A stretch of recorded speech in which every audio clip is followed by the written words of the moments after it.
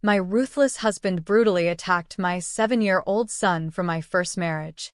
When I found him, fear filled his eyes, and he said nothing. Desperate for answers, I secretly activated a hidden camera. What I saw left me stunned. My husband's shocking actions were captured on tape. I called the police, but just as they were about to arrive, an unexpected event unfolded that left everyone gasping in disbelief. My name is Lisa, and I'm 37 years old. I live in the vibrant city of Denver with my 7-year-old son, Ethan. My life has been a whirlwind of responsibilities and joys, but let me take you back to how it all began. The moment I thought I had found my perfect partner. 2 years ago, I attended a local business conference focused on green initiatives. I was excited. This was a chance to network, learn new strategies for my role as a marketing manager, and connect with like-minded individuals. Little did I know, this conference would change my life forever. At the conference, I met Brian. He was a successful lawyer for the city, tall with dark hair and a charming smile that lit up the room. He was 47, a decade older than me, but age didn't seem to matter when we started talking. Our conversation flowed effortlessly. He was intelligent and had this warmth about him that drew people in. I remember thinking how refreshing it was to speak to someone who was not only articulate, but also genuinely interested in what I had to say. After the conference, we kept in touch, and soon we were dating. Everything felt right. I thought I had finally found someone who understood me. Brian was great with Ethan, who instantly took a liking to him. They would often play games, and I enjoyed watching them bond. It felt like a family, a real family. Within a year, we decided to get married. Brian moved into my cozy suburban home, and for a while, everything seemed perfect. He was helpful around the house, often picking up Ethan from school when I was caught up at work. "You know, I'm getting good at this parenting thing," he would tease, flashing that charming smile. I laughed, grateful for the support. But as time went on, I started to notice changes, not just in Brian but also in Ethan. My once lively and cheerful boy began to withdraw. He was no longer the giggling child I knew. Instead, he grew quiet and distant, avoiding eye contact and retreating into his own little world. I tried to talk to him, asking if anything was bothering him at school or with his friends, but he would shrug and say, "I'm just tired, Mom." As a mother, those words never sat well with me. I could sense something was off. It became more concerning when I spotted a large bruise on Ethan's arm one afternoon. "What happened here, buddy?" I asked, my heart racing. He shrugged it off, saying it was from a fall at the playground. But my maternal instinct screamed that something wasn't right. I couldn't shake the feeling that the bruise was just the tip of the iceberg. That night, as I tucked him into bed, I brushed his hair back and tried to lighten the mood. "Hey, space cadet. Planning a trip to the moon?" I joked, hoping to coax a smile. He didn't even crack a grin, just whispered, "No, Mom." The silence in his room felt heavy, like a weight pressing down on my chest. I kissed his forehead and left, but I couldn't sleep. I lay in bed, thoughts swirling in my mind. I kept thinking about the bruise, about his distance, and about how Brian was behaving differently too. He had started coming home later from work, often lost in thought, his demeanor shifting from warm and caring to tense and irritable. I had to find out what was going on. After a restless night, I decided to take action. I needed to know the truth. I remembered reading about hidden cameras, how they could provide evidence in situations like these. That idea lodged itself in my mind, and I began to formulate a plan. The next day, I purchased a small, discreet camera and carefully installed it in Ethan's room, making sure it was well hidden but positioned to capture everything. I hoped it wouldn't come to this, but the thought of Ethan being hurt filled me with dread. If there's something going on, I'll find out, I told myself, determination rising within me. A few days later, I reviewed the footage. My heart raced as I clicked through the videos, praying for a glimpse of normalcy. But my worst fears came true.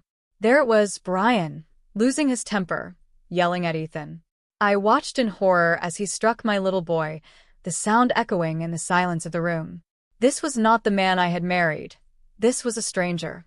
As the reality of the situation sank in, I felt the ground beneath me crumble. How could he do this? My heart ached for Ethan, who had once filled our home with laughter. I wanted to confront Brian right then and there, but I knew I had to gather more evidence first. I couldn't act impulsively. I needed to be smart about this. The next day, I reached out to Jenna, Brian's 21-year-old daughter. I hoped she could provide insight into her father's behavior. We met at a local cafe, and as I sat across from her, I felt a mixture of anxiety and hope. "Jenna, I need to talk to you about your dad," I began, my voice trembling. She looked at me, concern etched on her face. "What about him?" I hesitated, unsure of how to frame my words. "I think something's wrong. Ethan is acting differently, and I'm worried." Jenna shifted in her seat, her eyes downcast. "I haven't had the best relationship with him, you know. He wasn't always the best father." Her words sent a chill down my spine. "What do you mean?" I pressed. She took a deep breath, and as she spoke, the truth unfolded. Brian had been abusive toward Jenna when she was younger, a fact she had tried to bury deep inside. It was why she had distanced herself from him over the years. My heart sank further as I realized this man I had married had a history of violence. I knew then that I couldn't handle this alone. I needed a plan. "Jenna, would you be willing to help me?" I asked, urgency in my voice. "I'll do whatever it takes to stop him," she replied, determination shining in her eyes. We began to devise a plan to gather more evidence against Brian, knowing that the road ahead would be fraught with challenges and uncertainty. Little did I know, this was just the beginning of a journey that would test my strength as a mother and lead me down a path I never expected to take. After my shocking conversation with Jenna, I felt a mix of fear and determination bubbling inside me. I had uncovered a hidden truth about Brian, and I knew I had to act swiftly. If he had hurt Jenna, then there was no telling how far he might go with Ethan. I needed to gather more evidence to protect my son, but I had to be careful. The last thing I wanted was to tip Brian off and put Ethan in more danger. Jenna and I agreed that she would arrange a meeting with Brian. She had a way of getting under his skin, and I hoped she could provoke him enough to elicit a confession. The thought of her confronting him made my stomach churn, but I knew it was necessary. We decided to meet at the cafe again to finalize our plan. "Are you sure you want to do this?" I asked Jenna as we sat at our usual table, the afternoon sun casting a warm glow over us. Jenna nodded, her expression serious. "I need to do this. It's time I faced him. No one should have to endure what we did." I admired her bravery, but the fear for Ethan's safety gnawed at me. "Just be careful. We need to make sure you're safe," I cautioned. "I will. I'll record the conversation on my phone," she assured me. "He won't see it coming." As the days went by, I watched Ethan closely, always on high alert. He seemed to sense my anxiety, often asking if everything was okay. I would smile and assure him that all was well, but inside, I was a bundle of nerves. The thought of what Brian might do if he sensed the tension in our home haunted me. Finally, the day of the meeting arrived. Jenna texted me just before she left to see Brian. "I'm on my way. Wish me luck." "Be safe," I replied, my heart racing as I paced the living room. I couldn't focus on anything else. Time stretched out, each minute feeling like an eternity. I kept replaying the possibilities in my mind. What if Brian got angry? What if he turned violent? An hour later, I received a text from Jenna. "I got him to talk. I'll come over now." My heart pounded in my chest as I waited for her to arrive. When Jenna finally walked through the door, she looked shaken but determined. "I got it," she said, pulling out her phone. He admitted it. Relief washed over me, but it was quickly replaced by a sense of dread. "What did he say?" I asked, my voice trembling. Jenna played the recording, and as Brian's voice filled the room, I felt sick. "You were too weak, Jenna. I had to show you discipline. And Ethan? He needs to learn respect. Sometimes, tough love is the only way." Listening to those words made my blood run cold. I couldn't believe I had let this man into our lives. "We have to go to the police with this," I said, my voice steadying with newfound resolve. "I agree, but we need more evidence." "One recording may not be enough," Jenna replied, her eyes bright with determination. I nodded, realizing she was right. "I'll keep the camera in Ethan's room and monitor it closely." We need to capture anything else that might happen. That night, as I tucked Ethan into bed, I couldn't shake the sense of unease. "Do you feel safe, buddy?" I asked, brushing his hair back. He looked up at me, those big brown eyes filled with innocence. "Of course, Mom. Why wouldn't I?" I forced a smile, but inside, I was a storm of worry. I kissed his forehead and left the room, my heart heavy with the knowledge of what was happening beneath our roof.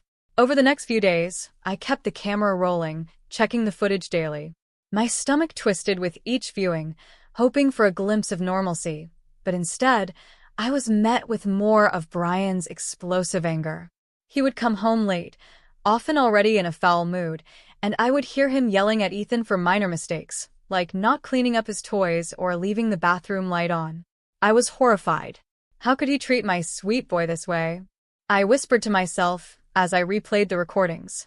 One evening, after another episode of Brian's fury, I decided to confront him. "We need to talk," I said firmly, my heart racing. Brian looked up from his paper, surprise crossing his face. "About what?" "About how you're treating Ethan. He's just a child," I exclaimed, trying to keep my voice steady. His expression hardened. "You're overreacting, Lisa. Kids need discipline." They need to understand consequences." "No." "This isn't discipline, it's abuse." I shot back, feeling the heat rise in my chest. He stood up, towering over me. "You don't know what you're talking about.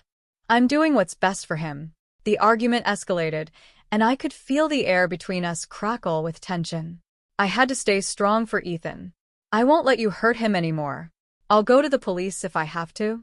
Brian's eyes darkened, and I saw a flicker of something dangerous there. "You really think that will end well for you?" he warned, his voice low and menacing. I stepped back, suddenly afraid. "I'll protect my son," I declared, though doubt crept into my mind. That night, as I lay in bed, I thought about what I had said. I was determined to protect Ethan, no matter the cost. The camera kept rolling, and I would do whatever it took to ensure my son's safety. The tension in our home was palpable, and I knew I was on a collision course with the man I had once loved. As the night wore on, I couldn't shake the feeling that the storm was only just beginning. The days following my confrontation with Brian were filled with a heavy tension that seemed to suffocate our home. I kept the camera rolling, hoping to catch something, anything, that would prove his abusive behavior. Each time I checked the footage, dread clawed at my insides. The man I once thought I knew had become a stranger, someone I feared might truly harm my child. Ethan remained blissfully unaware of the storm brewing around us. He continued to be his sweet, curious self, asking questions about the world and drawing pictures of superheroes. I admired his resilience, but I could see glimpses of unease in his eyes when Brian was around. It broke my heart. One evening, as I prepared dinner, I heard the front door slam. My heart raced. Brian was home early. I quickly glanced at the camera feed on my phone, seeing him storm into the living room. The tension was palpable, and I knew something was about to happen. Ethan, playing with his toys on the floor, looked up at Brian, his face lighting up for a brief moment. "Dad, look at what I made," he said, holding up a crumpled paper rocket. Instead of encouragement, Brian's face twisted in annoyance. "What is that mess? Don't you know how to clean up after yourself?" he snapped, his voice sharp. I felt a surge of anger. How could he talk to Ethan that way? I wanted to rush in, but I knew I needed to gather more evidence. So, I stood frozen in the kitchen, watching the scene unfold through the camera. Ethan's smile faded, and he dropped the rocket. "I'm sorry, Dad. I was just trying to have fun," he said quietly. Brian's eyes darkened. "Fun? You think this is fun? You need to learn some respect," he shouted, his face reddening with rage. In that moment, I couldn't take it anymore. I stormed into the living room, adrenaline surging through my veins. "Brian, stop. He's just a child," I shouted, my voice rising above his. He turned to me, surprise flickering across his face before morphing into anger. "Stay out of this, Lisa. You have no idea what you're talking about." "Enough. You need to treat him with love, not anger," I pleaded, stepping between Brian and Ethan. "Love? This kid needs discipline. You're making him weak, he spat back, his fists clenched at his sides. I stood my ground, refusing to back down. No, Brian. You're the one who's weak. Hitting a child is not discipline. It's abuse. At that moment, the room was charged with tension, and I felt a sense of clarity wash over me. I couldn't let him continue this way. I'm taking this to the police, I declared, my voice steady despite the fear coursing through me. Brian laughed, a cold, bitter sound that sent chills down my spine. You really think that will end well for you? You'll regret this, Lisa. My heart raced as I realized the danger I was putting myself and Ethan in. I'm protecting my son, Brian. That's all that matters. He stepped closer, his eyes narrowing. You'll regret this decision. You think you're the victim here? You don't know what you're asking for. Just then, Ethan, sensing the rising tension, tugged at my shirt. Mom, I'm scared, he whispered, his small voice trembling. I knelt down, wrapping my arms around him. It's okay, sweetheart. You're safe, I reassured him, but inside I was terrified. I could feel the walls closing in, and I knew I had to act quickly. As the night wore on, I lay awake in bed, my mind racing. Brian's threats echoed in my head. I couldn't let fear dictate my actions. I had to protect Ethan at all costs. The next morning, I made a decision. I would gather the recordings and evidence I had collected over the past weeks and go to the police. I couldn't let Brian's abuse go unchecked any longer. When Ethan woke up, I hugged him tightly, determined to shield him from the darkness that loomed over us. I love you, buddy. Remember that, no matter what happens, I whispered, kissing the top of his head. As I prepared to confront the police, I felt a mix of fear and hope. This was the moment I had been waiting for, but it was also the moment I feared most. Would they believe me? Would they protect Ethan? With my heart pounding, I gathered the recordings, my resolve hardening. I was ready to fight for my son, ready to face the monster I had once called my husband. The journey ahead would be fraught with challenges, but I knew I had to be brave. For Ethan's sake, I had to uncover the truth, no matter the cost. The day I decided to go to the police felt like stepping into a storm. My heart pounded in my chest as I held the recordings tightly in my hands, each one a painful reminder of what Brian had done to Ethan. I took a deep breath, reminding myself that I was doing this to protect my son. He needed me to be brave, and I wouldn't let him down. As I drove to the police station, the streets of Denver felt unfamiliar, almost surreal. I could hardly concentrate on the road, my mind swirling with doubt and fear. What if they didn't believe me? What if Brian found out? But I pushed those thoughts aside. I had to focus on Ethan. I had to do this for him. When I arrived, I parked the car and sat for a moment, staring at the building. The reality of my situation sank in. I was about to report my husband for child abuse. I felt like I was stepping into a new world, one filled with uncertainty, but also with hope. Taking a deep breath, I entered the police station, my heart racing. I approached the front desk, trying to project confidence even as my hands trembled. I need to report child abuse, I said, my voice steady despite the turmoil inside me. The officer looked up, concern evident on his face. Of course, ma'am. Let me take you to an interview room. He led me down a corridor, and as I walked, I felt the weight of my decision pressing down on me. This was it, the moment I had been waiting for, yet it felt monumental. In the interview room, I sat across from a detective named Officer Ramirez. She had a kind demeanor, which put me slightly at ease. Can you tell me what's been happening? She asked, her voice gentle but firm. I began recounting everything, the bruises on Ethan's arms, the recordings of Brian's anger, and Jenna's revelations about her own past with him. As I spoke, I felt the fear begin to lift, replaced by a sense of empowerment. I have recordings, I said, my voice gaining strength. I captured him losing his temper, hitting my son. Officer Ramirez nodded, her expression serious. We need to see those recordings, Lisa. They could be crucial evidence. I handed over my phone, my hands shaking as she reviewed the footage. Watching the expressions on her face, disbelief, anger, and finally, determination, filled me with a sense of relief. "This is very serious," she said, her voice steady. "We're going to take this very seriously." After what felt like hours, I left the police station, my heart racing. I had done it. I had taken the first step toward protecting Ethan. Now, all I could do was wait and hope for the best. The days that followed were a blur of emotions. The police launched an investigation, interviewing Ethan and gathering evidence. Brian was unaware of what was happening, and I felt an odd sense of peace knowing that he was still in the dark. Then came the day I had both anticipated and dreaded. Brian was called in for questioning.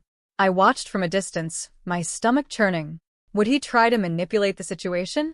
Would he lie his way out of it? When the police finally called me in to discuss their findings, I held my breath. "We've gathered enough evidence to charge him with child abuse," Officer Ramirez informed me, her tone serious but reassuring. "We'll be filing charges soon." A wave of relief washed over me. Finally, I felt like I could breathe. The truth was out, and Brian would have to face the consequences of his actions. As the legal proceedings unfolded, I stood firm. Jenna testified about her experiences, adding weight to the case against Brian. I spoke passionately about the recordings, detailing the fear I had for Ethan. Finally, the day of the verdict arrived. I sat in the courtroom, my heart racing as the judge announced, "We find the defendant, Brian, guilty of child abuse." Tears filled my eyes. I had fought so hard for my son, and finally, justice had been served. Brian was sentenced to prison, and as he was led away, I felt a mix of emotions, relief, sadness, and a newfound strength. With Brian gone, Ethan and I began to rebuild our lives. We moved into a cozy new apartment, free from the shadows of the past. Slowly, Ethan regained his laughter and joy. I watched as he made new friends and found comfort in his art, creating colorful drawings filled with superheroes and adventure. Jenna also became a significant part of our lives, visiting often. Together, we formed a bond that helped us both heal from the trauma we had endured. Reflecting on our journey, I realized that love is a powerful force. My love for Ethan had driven me to confront the darkness, to uncover the truth, and to fight for justice. Together, we emerged stronger, ready to embrace the future, hand in hand. As I watched Ethan play one sunny afternoon, I smiled, knowing that we were free and that I would always protect him, no matter what. We were finally free, and the road ahead was bright with possibility.